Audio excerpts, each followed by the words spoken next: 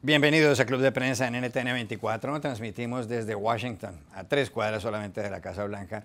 Y no olviden ustedes que si quieren ver este programa al final, lo quieren ver completo, si lo quieren ver por apartes, ustedes lo encuentran en nuestra página de Facebook, también en nuestra cuenta de Twitter, y el audio, el podcast está en SoundCloud. Y les doy la bienvenida a los invitados hoy a Club de Prensa. En primer lugar, el analista y consultor político Peter Schechter. Bienvenido como siempre a esta mesa, Peter. Muchísimas gracias, un gusto estar aquí. Dori Toribio, corresponsal española de Mediaset, gracias por estar con nosotros. Gracias, Juan Carlos. Y Rafael Matus, corresponsal de La Nación de Buenos Aires, bienvenido a esta casa. Gracias. El primer asunto, Peter, y se lo pregunto a usted inicialmente porque además como nuestros otros dos invitados conoce España bastante bien, tiene que ver con lo que está pasando en Cataluña. El domingo pasado fue convocado por parte del gobierno regional catalán, de lo que se llama la Generalitat, un referendo para que los ciudadanos manifestaran si quieren la independencia de esa región, es una de las 17 comunidades autónomas, la independencia de España. Ha habido un movimiento independentista en Cataluña de vieja data, pero también es verdad que como consecuencia de la Constitución de 1978, la Constitución española, Cataluña es una de las regiones del mundo que tienen mayor autonomía, tiene un gobierno propio, un parlamento propio, policía propia, el control sobre las materias, las asignaturas que se dictan en la educación y demás. Salieron muchísimas personas a la calle, como vio todo el mundo, la policía española cometió excesos, hubo personas heridas y muchos choques con mujeres y con gente joven. Y entonces lo que ha ocurrido en las últimas horas es que después de que hablara el presidente del gobierno español, Mariano Rajoy, después de los sucesos de Barcelona especialmente, pues el rey de España habló finalmente ayer. El rey de España, el rey Felipe VI, es el jefe del Estado español, Mariano Rajoy es el jefe de gobierno. Y lo que dijo el rey de España en su discurso de ayer era que lo que hay que hacer es volver a establecer la autoridad en España, a imponer nuevamente el Estado de Derecho y a imponer la legalidad, es decir, que la Constitución española se cumpla y que ese referendo convocado por el señor Carles Puigdemont, el presidente catalán, había sido convocado al margen de la ley, tal como había dicho el Tribunal Constitucional Español. Pero ¿qué ocurre? Aparte de este discurso del rey, del discurso que pronunció ayer, la BBC publicó aparte de una entrevista que le hizo al presidente catalán, al señor Puigdemont, donde él dice que la independencia, la declaración de independencia, la declaratoria de independencia de Cataluña será cuestión de días. Incluso se menciona que podría producirse por parte del Parlamento Regional este viernes o quizá el lunes. Y aquí esto entonces, ¿cómo se resuelve? Porque por un lado tiene uno al jefe del Estado español diciendo una cosa y al señor Puigdemont, por otra parte, diciendo otra. Bueno, hay tantas cosas para decir sobre este tema y lo que ha pasado en los últimos días, pero yo creo que la primera cosa y la cosa más importante que decir es que es una tragedia. O sea, es una absoluta tragedia que un país democrático, cívico como España está hoy en día sometido a esta ruptura. Y hay dos rupturas, la ruptura entre Cataluña y España y la ruptura dentro de la sociedad catalana mismo. Y es una pena porque ambos lados están totalmente tomados por extremistas. En Cataluña está tomada por un grupo de extremistas, la mayoría de una izquierda, pero extremísima, en donde han usado los medios de comunicación modernos para absolutamente callar cualquier disidencia y desacuerdo en la sociedad catalana. O sea, se han volcado de una manera en que no han permitido una discusión dentro de Cataluña mismo. Y en el lado español, tomado por un partido cínico, rancio, en donde el presidente de España ha practicado una política toda su vida de simplemente mejor callarse y esperar que la crisis pase. Y esta vez la crisis no pasó. Y esta vez lo que hemos visto el domingo es absolutamente inaceptable en una democracia, y por eso estamos en una situación en donde el Parlamento Europeo va a discutir la situación española, todo el mundo está discutiendo la situación española, y todo lo que el rey quiere decir que esto es un problema interno, no es cierto. Todo el mundo está volcado, mirando, preocupado por lo que está pasando en España. ¿Coincide con ese análisis, Dori Toribio, con lo que está ocurriendo en Cataluña? Lo que Yo tengo tanto que decir que posiblemente vas a tener que Adelante. cortarme. Cuando veáis que me extiendo, Sí, bueno, Dori ya está bien. Es uno de los temas más graves de la agenda mundial en la actualidad. El tema es grave, la situación ahora mismo en España es extremadamente grave y además es seria y es importante, y lo digo yo porque igual conviene explicar mis ojos ante esta situación. A diferencia de otras generaciones, yo pertenezco a lo que se llama la generación de los hijos de la transición, que nacen después de la dictadura franquista y después de lo que se llama el periodo de la transición democrática en España, y somos la generación que nacemos después, con lo cual para nosotros, a nuestros ojos, por ejemplo, mi generación, o yo no recuerdo el 23F, el intento de golpe de Estado en España. Entonces, para mi generación, este posiblemente sea el momento más duro, más grave, más importante que estamos viviendo en nuestra memoria, aunque sí estamos allí para otros momentos importantes, pero no lo recordamos. En nuestro recuerdo empieza a pasar esto. Y por eso, quizás, a diferencia de otras generaciones anteriores, que son las voces más importantes ahora en este proceso, mi generación lo estamos viviendo de una manera incluso más grave o más seria o más importante. Insisto en esto porque, como bien decía Peter, esta no es solo ahora mismo una cuestión política en España, es social, la fractura está en la calle. No se puede hablar de este asunto, ya no hay un debate tranquilo. Digas lo que digas, siempre recibes, y ya son insultos y amenazas. También en esto estamos los periodistas, muy posiblemente yo, y reciba comentarios negativos, diga lo que diga aquí, por decir una cosa, o por decir otra, o por defender a uno, o por cargar contra el otro. Esta es la situación ahora mismo en España. Me parece importante subrayar que este es el marco en el que estamos, en una situación grave que para muchos españoles nunca hemos vivido, o no recordamos haber vivido. Y en este escenario, ayer lanza el rey de España, el rey Felipe VI, un discurso a la nación a las 9 de la noche, hora prime time en España, algo que este rey nunca había hecho, algo que es absolutamente inusual. Lanzar un discurso a la nación, normalmente los reyes lo hacen el día de Nochebuena, el día antes de Navidad, la noche antes de Navidad, y dirigen un mensaje de concordia y de amor y de unidad al país, pero sin mensajes políticos muy explícitos, con lo cual esta propia convocatoria ya era inusual y ya era importante. Esto es algo que, por ejemplo, el rey Juan Carlos lo hizo 4 veces durante todo su mandato, entre ellas después del intento de golpe de Estado del 23F o cuando abdicó después. Es decir, esto no pasa tantas veces. La propia comparecencia ya era importante. Luego cada uno ya la interpreta de una manera, porque obviamente en España también hay mucha gente que no defiende la monarquía o que no la respeta o que no se identifica con su mensaje, pero objetivamente, la propia comparecencia del rey, el escenario en el que estábamos anoche ya era grave y ya era de extremada importancia. Y además, como bien explicabas, al mismo tiempo que él está compareciendo, está el presidente del gobierno catalán, Puigdemont, concediendo una entrevista en BBC y diciendo que en pocos días, posiblemente este fin de semana o el lunes, van a declarar unilateralmente la independencia, con lo cual está generando el titular de la noche y está eclipsando de alguna manera al rey. Entonces, ahora ya con este escenario, quiero decir, me parece importante insistir en esto para que los espectadores entiendan que lo que pasó anoche, estés de acuerdo o no, te guste el rey o no, fue de extremada importancia. A partir de aquí, el rey lanzó un mensaje muy duro, además era su primer discurso con este tipo de tono, fue muy explícito, algo que hasta ahora no habíamos escuchado en este rey a la hora de condenar lo que está pasando en Cataluña y la actitud que está haciendo y lo que está haciendo el gobierno catalán. En esto fue muy explícito y quizá no todo el mundo se lo esperaba. Sí. Pero no podía no comparecer, porque el rey es el jefe de Estado, además es el capitán general de las Fuerzas Armadas, incluso ya había días, desde hace días en España estaba esta pregunta de dónde está el rey y por qué el rey no está diciendo nada. No podía no comparecer, compareció con este mensaje. Ahora, a partir de aquí tenemos dos respuestas.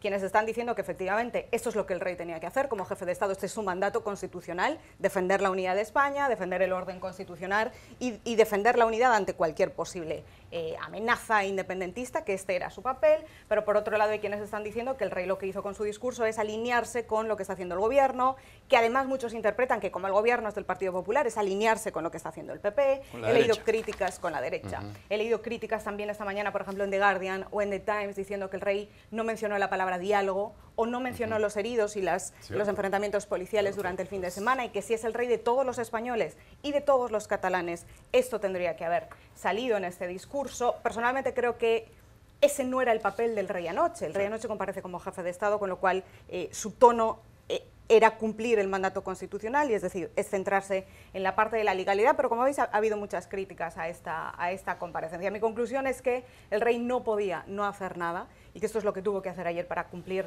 con su papel, aunque no a todo el mundo no le haya gustado, y aunque hoy, como estamos viendo, los titulares son la posible o futura o inminente declaración de independencia unilateral en Cataluña.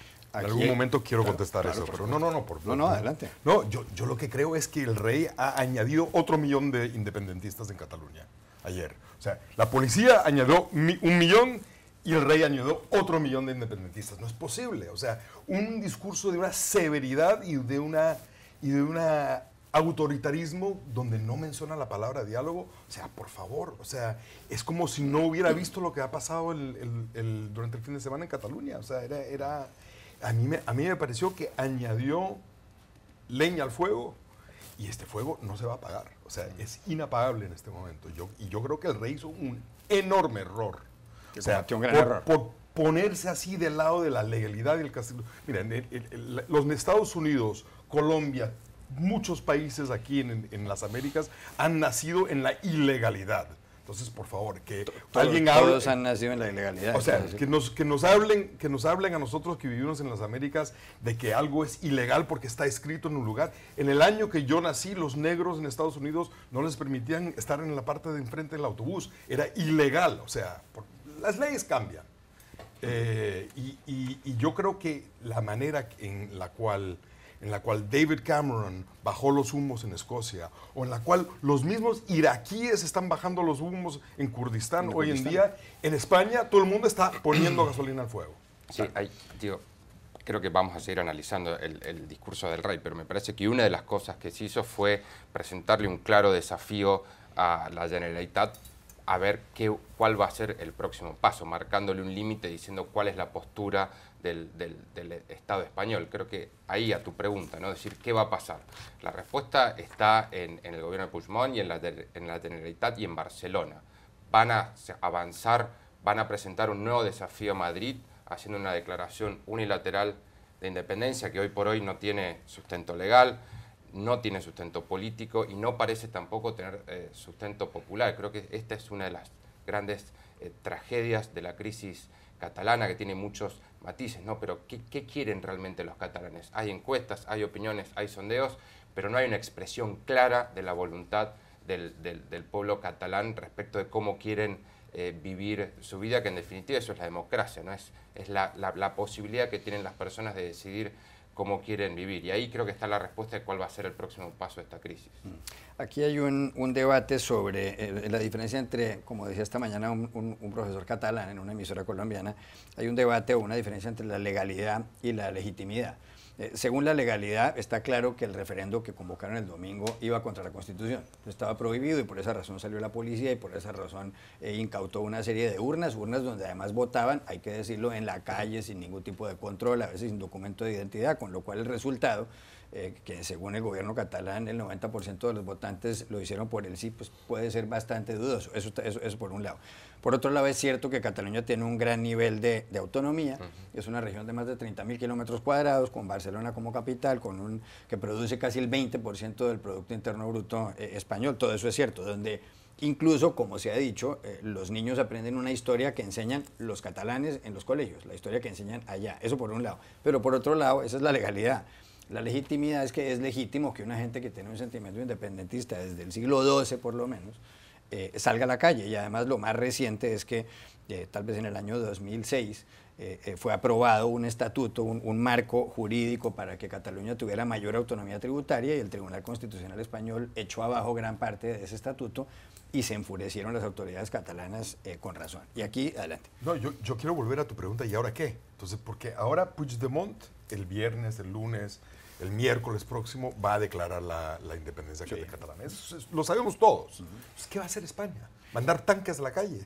Eso es la pregunta. Después de este discurso del rey, ¿qué opción tienen? O sea, este discurso del rey los ha puesto en una esquina. O sea, era un discurso que simplemente socavaba todo el oxígeno que había para sacar un diálogo, y ahora no hay opción sino la opción de tanques. Eso en Europa va a ser absolutamente lo que puede pasar dramático. Es que el señor Puigdemont, si declara la independencia, entonces el gobierno central español de Mariano Rajoy tiene que aplicar el artículo 155 de la Constitución, con lo cual le tiene que quitarle todas las competencias al gobierno catalán. Y tiene el respaldo para hacerlo. Claro, y el señor Puigdemont, ¿qué puede hacer? Pues encerrarse en su oficina y esperar a que llegue la policía y lo saque de la oficina, momento en el cual la imagen sería pavorosa. O sea, y de hecho, muchos interpretan el discurso que lanzó anoche el rey como una especie de camino abierto a que el gobierno haga lo que tenga que hacer en este sentido y la aplicación del artículo 155. Así es como muchos están interpretando, pero yo quería ponerle un pero a lo que estaba diciendo Peter, porque Date cuenta que el gobierno catalán ni siquiera esperó a escuchar el discurso del rey, que al mismo tiempo que él estaba hablando, Puigdemont ya había dicho a un periodista de la BBC que iban a declarar la dependencia. O sea que yo no estoy tan segura que... Un extremismo pero yo no estoy tan segura que cuando se está hablando aquí de escenarios de diálogo, ¿pero diálogo entre quién? Si ellos ya habían dado el paso incluso antes de escuchar lo que tenía que decir el jefe del Estado, al que, como sabemos, también no valoran mucho, no valoran su palabra, ni su papel, ni su función. Entonces, claro, para mí muchas veces es un discurso en falso, porque las posibles soluciones, ¿cuáles son? Diálogo, vale, pero ¿diálogo entre quién? ¿Qué partes? ¿Quiénes van a hablar? Porque ahora mismo el gobierno catalán no está demostrando ninguna disposición, parece más un órdago que realmente no unas manos abiertas a dialogar. También se está hablando de mediación, pero ¿mediación quién? Incluso se ha llegado a proponer la mediación de Bruselas, pero Bruselas no puede mediar en esto. Bruselas ni de lejos va a intentar mediar en esto, porque entonces se estaría metiendo en todo el conflicto de las regiones dentro de Europa y los únicos interlocutores, sigue, ¿no? Claro, y los únicos interlocutores válidos de Bruselas son siempre los estados, no las regiones. Exacto. Y luego el interlocutor de los estados ya son las regiones. Aquí Bruselas jamás podría mediar, o desde luego yo creo que llevan mucho tiempo intentando ni siquiera inmiscuirse con todo este asunto. Entonces muchas veces cuando estamos en el debate de las soluciones es un debate en falso, tengo yo la sensación, porque no entramos en profundidad de, muy bien, diálogo, pero ¿diálogo quién? ¿Entre qué partes? ¿Quién está dispuesto Parece realmente? que ya es muy tarde, da la impresión de que ya es muy tarde. Yo creo que después del fracaso del Vaticano en Venezuela, podría el Vaticano intentar hacer algo así al lado, ¿no? O sea, el el Yo Papa. quiero decirte tal y como está. Bueno, pero a propósito del discurso del rey ayer, como decía Doris, son discursos muy rara vez el jefe del Estado español, por lo menos desde el rey Juan Carlos, que llegó asumió el trono o llegó al trono en 1975, después de la muerte de Francisco Franco, tras una dictadura de 39 años. Él falleció el 20 de noviembre de ese año. Pero usted hablaba mucho del 23F y aquí vale la pena recordar lo que pasó ese día. El 23 de febrero de 1981, cuando el rey Juan Carlos ya había dado unos pasos para que España hiciera una transición a la democracia, cosa que se consolidó con gran éxito y con la Constitución de 1978, entró al Congreso de los Diputados un coronel que se llama Antonio Tejero, con varios hombres más, disparó al aire algunas veces. Las únicas dos personas que se mantuvieron sentadas en su escaño, porque todos, como era obvio, se echaron al suelo, fueron Adolfo Suárez, el presidente saliente, porque era la sesión de investidura de otro presidente, de Leopoldo Calvo Sotelo, y el general Gutiérrez Mellado, que era el vicepresidente. Eso ocurrió ahí. Y por la noche, aunque hay gente que dice que tardó mucho en aparecer en televisión, el rey Juan Carlos, que algunos pensaban que iba a apoyar el golpe, apareció en las pantallas y dijo que él desautorizaba ese golpe y que él estaba con la Constitución. Y eso fue, por supuesto, para los españoles motivo de gran tranquilidad y de gran alegría y le produjo un enorme respaldo. Hay columnas hoy, como la del exdirector del ABC de Madrid, el señor Zarzalejos, en el Confidencial, que dice que este discurso de anoche de Felipe VI es el equivalente al discurso del 23F del padre. ¿Puede hacerse esa comparación? El discurso del 23F del rey fue muy importante, fue tan importante que para muchos españoles su defensa de la monarquía o su apoyo a la monarquía o su apoyo al papel del rey venía de aquella noche.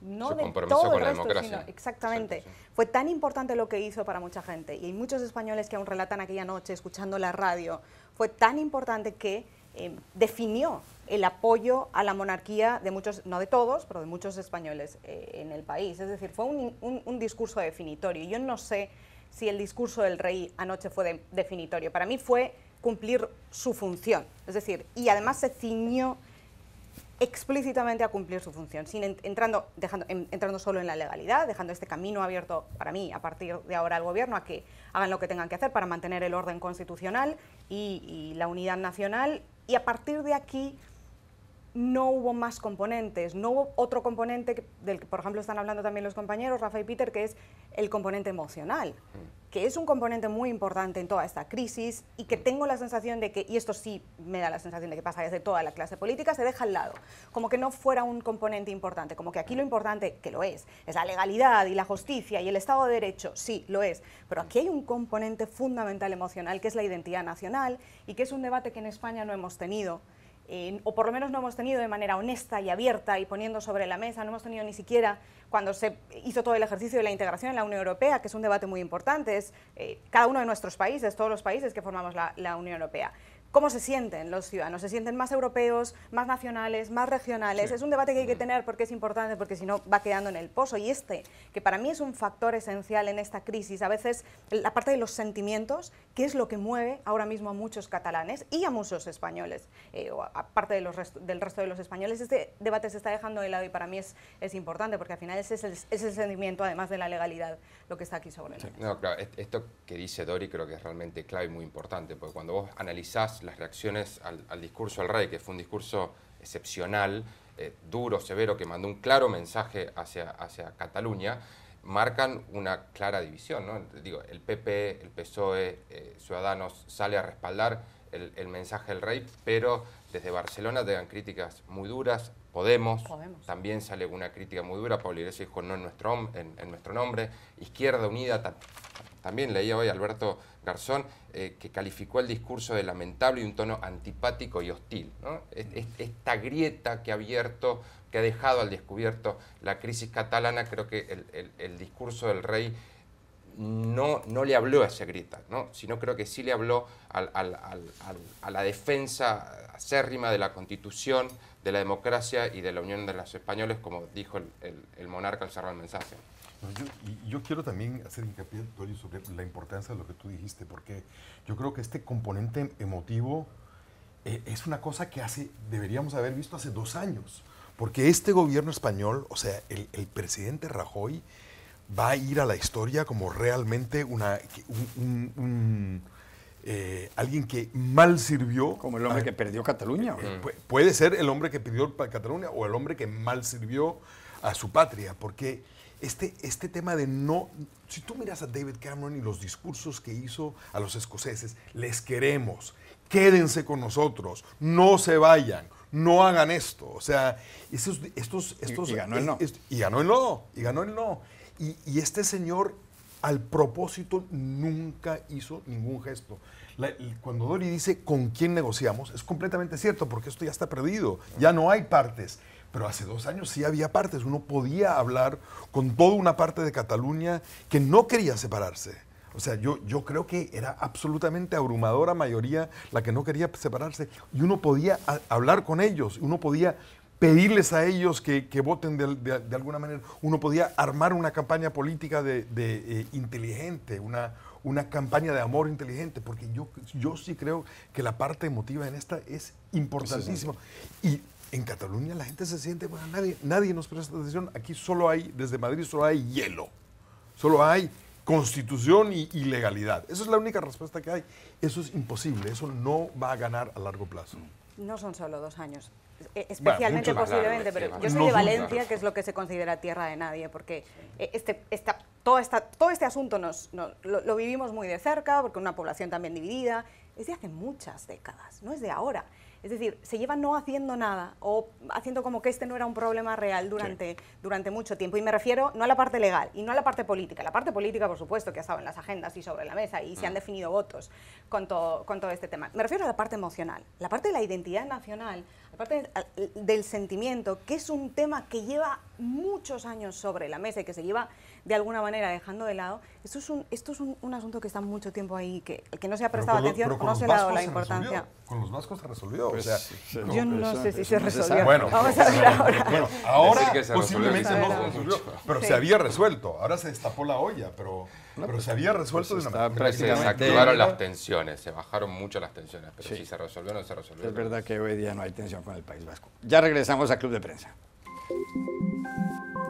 Volvemos a Club de Prensa en NTN 24 desde Washington. Rafael, hay más noticias sobre la matanza, la más sangrienta en los tiempos modernos en Estados Unidos, en Las Vegas, en ese festival donde el señor Stephen Paddock disparó y asesinó a más de 50 personas. Hay una columna de Tom Friedman hoy en el diario The New York Times, cuyo título es, y leo, dice, If only Stephen Paddock had been a Muslim, es decir, si el señor Paddock hubiera sido un musulmán. Y el señor Tom Friedman dice algo que han venido señalando varios periodistas en Estados Unidos, y es que parece curioso, hay más posibilidades, ha habido más muertos en Estados Unidos en los últimos años causados por extremistas blancos estadounidenses que por personas de origen musulmán o de origen latinoamericano o de origen extranjero. Sin embargo, aquí no se atreven los gobiernos a llamar a una persona como el señor Paddock terrorista. Y ha pasado varias veces, incluso hace poco en Carolina del Sur. Hay que recordar cuando fueron asesinados varias personas afroamericanas en una iglesia. ¿Por qué pasa esto aquí en Estados Unidos? ¿Por qué les da temor de llamar terrorista a quien en efecto comete un acto de terror? Bueno, es cierto que hay un debate muy interesante que siguió a la tragedia de Las Vegas, recordemos el peor tiroteo masivo en la historia moderna de Estados Unidos, acerca de si era un acto de terrorismo doméstico o no.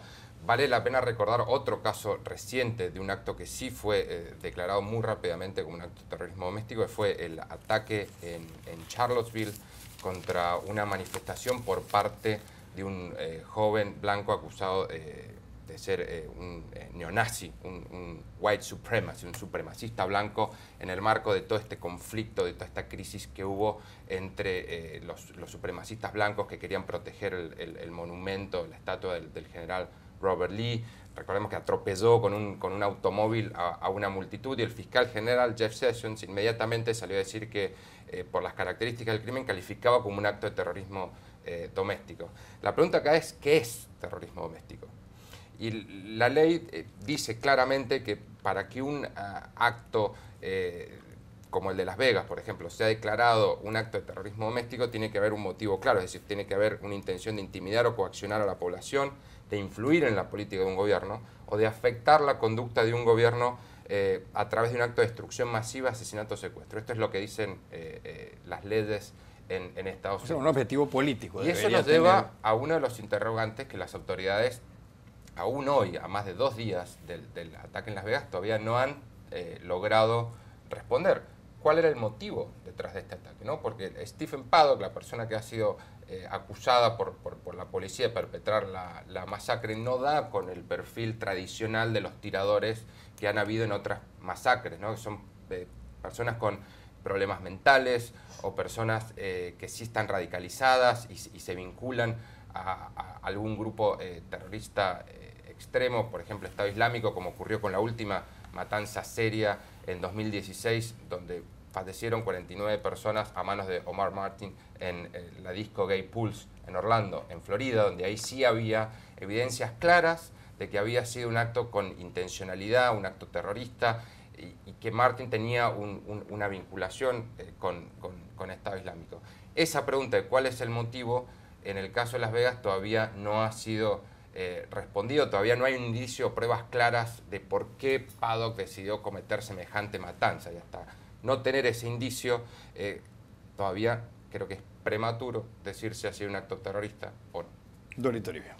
Las palabras importan, y llamar a una masacre terrorismo no importa, sobre todo en este país, porque además conlleva respuestas judiciales diferentes. Por eso es un debate importante. Y además Estados Unidos yo creo que tiene un lío semántico, porque incluso dentro de la propia definición de terrorismo tiene terrorismo doméstico y terrorismo internacional, y recuerdo este mismo debate que planteaba Rafa después del atentado de San Bernardino en California, cuando 2 personas abrieron fuego en un recinto hospitalario. Entonces se dijo que se habían radicalizado, al menos uno de los dos, era una pareja, se habían radicalizado durante el tiempo a través de internet con argumentario yihadista, y que por eso se estaba considerando terrorismo doméstico, porque nunca habían tenido vínculos con Siria o con Irak o con el Estado Islámico sobre el terreno, y que consideraban que como no habían sido entrenados directamente o nunca habían tenido un contacto directo con, o que se hubiera demostrado, con las cúpulas de las organizaciones terroristas, que en este caso entonces, claro, tampoco era terrorismo internacional,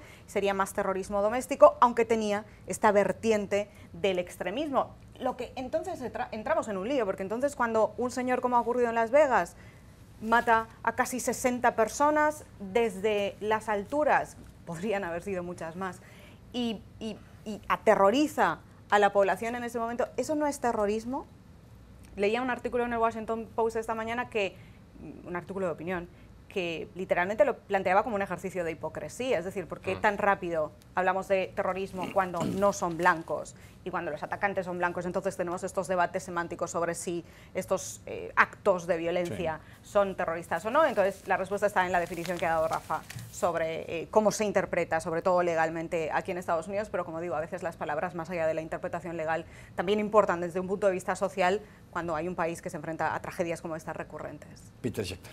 Mira, yo soy el único gringo en esta mesa, entonces me parece importante señalar que a mí me parece totalmente semántico y irrelevante el discurso si es terrorismo o no. Lo que es una vergüenza, y la vergüenza se pone sobre la mesa del Partido Republicano. Una vergüenza que el Partido Republicano no pueda votar para ningún tipo de restricción de venta de armas en este país, donde cualquier loco en Sandy Rock, en Charlottesville, en Orlando y ahora en Las Vegas, o sea, tenemos una historia de locos que andan con balazos sobre personas inocentes porque pueden conseguir armas en cualquier momento y en cualquier cantidad sin dar ninguna identificación relevante sobre sus antecedentes criminales o pasados, y es una vergüenza. Y el hecho que nadie pueda parar esto porque el Partido Republicano no siente la posibilidad de poder votar para esto es una vergüenza, y eso es la única cosa que sirve. Y no hay como en España, como estábamos hablando, no hay solución a esto, porque los votantes del Partido Republicano no están a favor de ningún tipo de restricción. Entonces este país va a vivir una matanza tras otra matanza, una por año, en el cual vamos a reunirnos alrededor de esta mesa y hablar de terrorismo o no terrorismo, pero lo que es una vergüenza, y debemos estar avergonzados nosotros los estadounidenses. Bueno, cambio de asunto, Peter, y quiero seguir con usted. El presidente de Estados Unidos, Donald Trump, fue ayer finalmente a Puerto Rico, estado asociado de este país, y por donde hace ya varias semanas pasó un huracán y destruyó la mayor parte de la isla. Se habla de que el 80% de la gente no tiene agua, no tiene luz, los aeropuertos no funcionan, la gente terminó prácticamente sin casas. Se había criticado mucho a Trump porque él había ido con mucha mayor rapidez a la zona de Texas, a la zona de Houston, donde pasó el huracán Harvey, y también a la zona de la Florida, en donde también había pasado otro huracán, pero aquí en esta ocasión había gente que lo criticó porque dijo, claro, como los habitantes de Puerto Rico son hispanos, son latinoamericanos o son del Caribe, entonces Trump no les está prestando mucha atención. Estuvo allá y en primer lugar compareció ante los medios de comunicación junto a Roberto Rosselló, el gobernador de Puerto Rico. Trump dijo que la gestión de los cuerpos de rescate había sido en general bastante buena. Le preguntó al señor Rosselló cuántas víctimas mortales ha habido. Rosselló le dijo que había habido 16, después de que Trump regresó a Washington, dijo que van 32 los muertos. Y entonces Trump dijo, hombre, realmente trágico fue el huracán Katrina en el año 2005 en New Orleans, porque allí hubo centenares y centenares de muertos. Aquí solamente ha habido 16. Eso fue lo primero que dijo, por lo cual fue criticado. Pero adicionalmente estuvo en una iglesia, en uno de los salones de un templo en Puerto Rico, y cuando le explicaron que la gente no tenía muchas cosas para comer o para alimentarse o para limpiarse, lo pusieron al lado de varios paquetes de papel higiénico. Enfrente de él había una muchedumbre, varias personas, docenas de personas que no tienen papel higiénico, y el señor Trump cogió cada uno de estos paquetes y se los tiró a ellos como si fueran balones de básquet o pelotas de baloncesto, como dirían en otra parte. Los tiraba así y tiró varios. Hay videos en todas partes.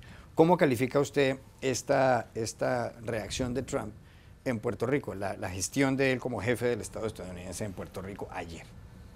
Mira, parece que hoy día siempre ando así ofendido y enojado, pero otra vez, no tengo otra palabra para describir lo que hizo Trump, sino otra vergüenza. O sea, primero se demora 5 días mientras está jugando golf en su campo de golf y codeándose con los masters de golf, etcétera, etcétera, en ni mencionar la tragedia por la cual está pasando Puerto Rico. Después, hace muy poco, y ahora va a la isla a comparar muertos, que mi muerto en Texas o en Katrina es mejor que tu muerto aquí. Es una cosa absolutamente... No puedo imaginarme de qué alma puede venir este tipo de discurso. Y después ver a Trump que está mandando papel higiénico, no sé si era papel higiénico o papel... Rodos de papel de cocina, pero andar tirándolo como si fuera un populista africano repartiendo arroz a los pobres. O sea, era una cosa... Repartió arroz también. Repartió arroz, sí. Arroz también. O sea, era una cosa realmente... Era una pesadilla que impensable de lo que podía hacer. O sea, no podría haber dicho peores cosas, no podría haber hecho peores cosas. O sea, el viaje a Puerto Rico, ¿cómo la califico? Una tragedia. Dolitoría. Aquí hay dos partes, está la óptica y está el contenido real. Efectivamente, la óptica, en eso estoy con Peter, es desastrosa. Y además tampoco puede sorprendernos, porque si una cosa sabemos es que la empatía no es el fuerte de este presidente de Estados Unidos. Pero efectivamente, todo lo que ocurrió ayer, que su primera frase en esa reunión con las autoridades locales fuera: Puerto Rico nos estáis costando mucho dinero, cuando todavía hay una crisis humanitaria en la isla, no es una frase que decir, sobre todo cuando hay un debate de fondo, como sabemos en Puerto Rico, que muchas veces se quejan porque se sienten como ciudadanos de segunda dentro de Estados Unidos. Eso no se dice. Ciudadanos de segunda. Ciudadanos. No tienen representación. Y después, al volver aquí en la Casa Blanca, decía, cuando Trump hace una valoración después de salir del Air Force One y los periodistas le preguntan: bueno, presidente, ¿cómo ha ido todo? ¿Qué tal? Bien, todo era bueno, estupendo, todo había sido maravilloso. Utilizó la palabra lovely, que en inglés es como un viaje encantador, un viaje positivo, y le preguntaron: ¿y sobre las críticas qué tiene usted que decir? Las críticas a su gestión, a lo que ha tardado Estados Unidos en reaccionar, a que usted ha ido a Puerto Rico 2 semanas después del impacto del huracán, y él dijo: yo no he escuchado ninguna crítica, todo hoy ha sido positivo. Efectivamente, la óptica, en concreto ese momento de los rollos de papel de cocina, es un desastre.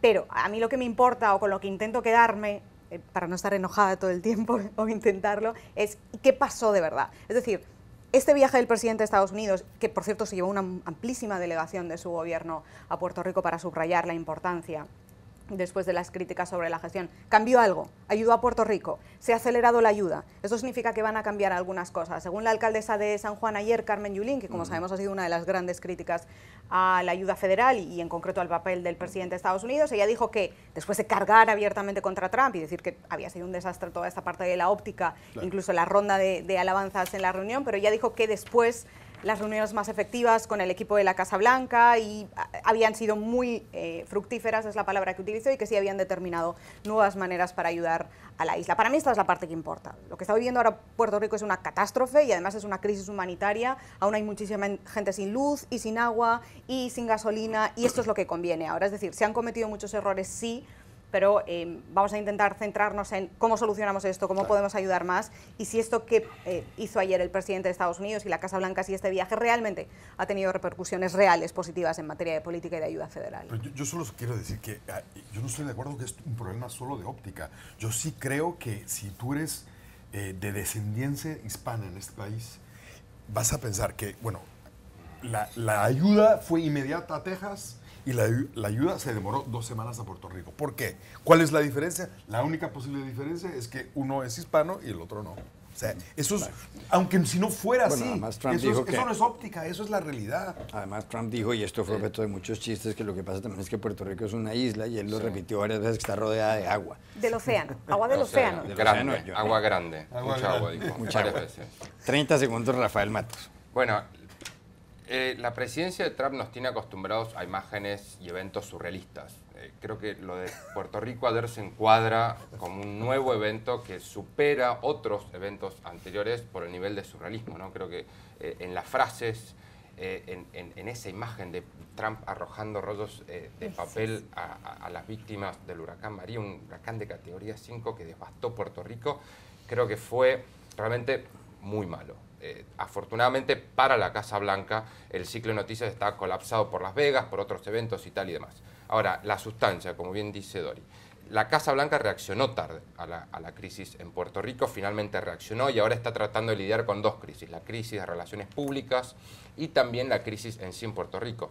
Hay que reconocer que el hecho de que Trump haya ido a Puerto Rico en algo ayuda, porque lleva gabinetes, porque permite un contacto directo, porque John Kelly, su jefe de gabinete, fue y pudo hablar directamente con Rosselló, con la alcaldesa de San Juan y demás, y eso puede llegar a tener un impacto real en que la ayuda llegue con mayor agilidad y con mayor rapidez a los puertorriqueños. Ahora, que la Casa Blanca mostró un desmanejo y una falta de empatía seria con respecto a Puerto Rico, creo que no quedan dudas. Ya regresamos a Club de Prensa. Volvemos a Club de Prensa en NTN 24, último segmento. En Rafael Matos, hay una entrevista en el diario El País que le hacen a Martín Caparrós, periodista muy célebre, escritor muy conocido. Justamente recibe el premio María Moores Cabot de la Universidad de Columbia el próximo día 10 en Nueva York. El título de la entrevista lo dice todo. Dice el señor Caparrós, la Argentina que quisimos cambiar hace 50 años era mucho mejor que esta. Dice Caparrós que el proyecto para la Argentina no es ni el macrismo, de Mauricio Macri, el presidente actual, ni el kirchnerismo, el de Cristina Fernández de Kirchner, y dice que además los millonarios argentinos, la gente de dinero, son ricos extractores, y que Argentina es un país calecita, o sea, un país como si estuviera en un tío vivo, que tiene altibajos. Y Peter Schechter mencionaba también otros asuntos aquí, pero ya le daremos paso a él para que opine sobre este diálogo con Caparrós. ¿Tiene razón el periodista Caparrós? Sí, Martín Caparrós pertenece a una generación distinta de la mía, ¿no? Yo nací en 1976, soy uno de los hijos de la dictadura que vivió la mayoría de su vida en la Argentina, por suerte, en la democracia. Martín pertenece a una generación que atravesó la época más oscura, ¿no?, de la Argentina, gobiernos democráticos, el violento regreso de Perón, la dictadura que termina derrocando a la mujer de Perón, Isabelita, que abre la época más oscura en la historia de la Argentina, y después, finalmente, el regreso a la democracia con Raúl Alfonsín. Durante toda esa época se dieron muchos altibajos económicos. La Argentina atravesó procesos de apertura, procesos de proteccionismo, 2 hiperinflaciones y la peor crisis económica en el año 2001, que terminó con una terrible crisis institucional y la famosa semana de los 5 presidentes. Obviamente que cuando uno va hacia atrás a la época previa a la dictadura, no al gobierno de Ilia, el último radical que gobernó en la Argentina antes de Raúl Alfonsín, encuentra un tejido social, un tejido fabril, un tejido económico mucho más sólido que el que ha dejado todos estos años de crisis institucionales y económicas. Desde ese punto de vista, sí, la Argentina está en una posición de muchísima mayor solidez social, política y económica que la que se encuentra quizá ahora. Pero debo decir que por primera vez la Argentina ahora tiene un gobierno que no es ni radical ni peronista, el gobierno de Mauricio Macri, que se encamina a cerrar una gestión que sí tiene detractores, tiene críticos y tiene gente que la respalda, pero hasta ahora ha sido moderadamente exitosa, ¿no? Ha logrado de alguna manera encarrilar a la Argentina, sacarla del populismo. No es una gestión que cuente con el respaldo quizá mayoritario de la población. Macri tiene un nivel de aprobación alto, pero el respaldo que tuvo en la primera vuelta de las elecciones fue de alrededor del 30%. El kirchnerismo, la otra opción que marca Caparrós, también tiene un respaldo de alrededor del 30%. Y hay todavía un gran porcentaje de la población que busca una opción socialdemócrata de centro-izquierda que no sea ni peronista ni de derecha. Viendo para atrás, la derecha le echa la culpa al peronismo de muchos de los males que sufre la Argentina, la izquierda le echa la culpa a los militares de muchos de los males que ocurrieron. Yo, como hijo de la dictadura, miro esta nueva etapa de la Argentina con mucha esperanza, porque creo que por primera vez podemos llegar a tener una situación de alternancia democrática que nos permita ubicarnos en un sendero de desarrollo que no hemos tenido en muchísimas décadas. Peter Schechter.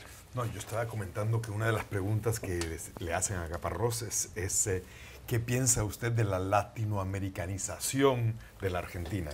Y bueno, la pregunta es absolutamente argentina, como estábamos comentando aquí en la mesa, porque Argentina por tantos años pensó que era un accidente geográfico, que estaba en las Américas, que si no era un país europeo que estaba ahí.